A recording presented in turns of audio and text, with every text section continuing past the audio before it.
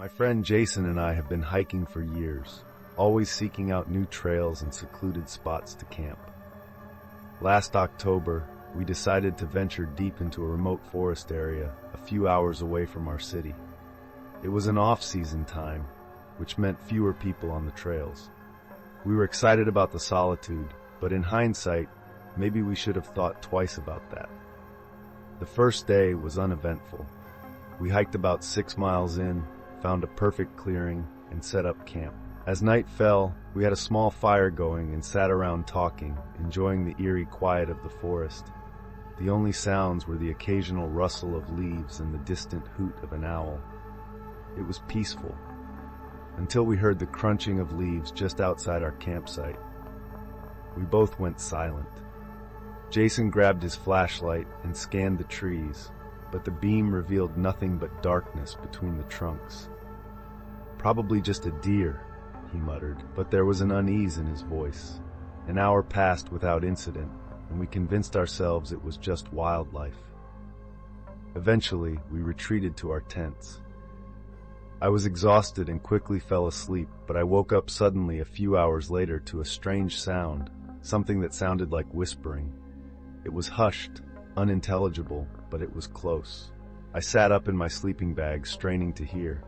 Then came the sound of footsteps, slow, deliberate, circling our campsite. I reached for my phone to check the time, 3:12 a.m. The whispering continued, broken only by the sound of twigs snapping underfoot. I whispered Jason's name, but he didn't respond. Summoning my courage, I unzipped my tent just a little and peeked outside. What I saw made my blood run cold. A tall, gaunt figure stood just at the edge of our campsite, its back turned to me.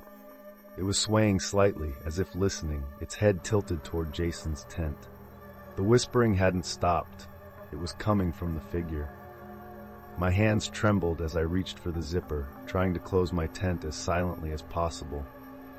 But no matter how quiet I tried to be, the soft zipping noise seemed deafening in the stillness of the night. The whispering stopped. I held my breath.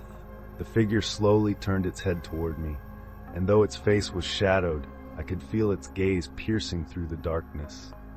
Then, in a single, jerky motion, it took a step forward. Before I could react, Jason's tent zipper ripped open, and he burst out, brandishing the hunting knife he always carried. "Hey!" he yelled, his flashlight beam cutting through the night. But the figure was gone. The only thing left was the sound of rustling leaves and the distant echo of something moving deeper into the woods. We didn't stick around. Within minutes, we had thrown everything into our packs and were making our way back to the trail, Jason leading the way with his flashlight. The entire time, we felt like we were being watched, but we never saw the figure again. We made it back to the car just as dawn was breaking. Neither of us spoke for the entire drive home. A few weeks later, I looked up the area we had camped in. It turns out, over the years, multiple hikers had reported strange sightings of a tall, whispering figure deep in the woods. Some claimed it tried to lure them off the trail. Others never explained what happened, because they were never found. Jason and I haven't been camping since.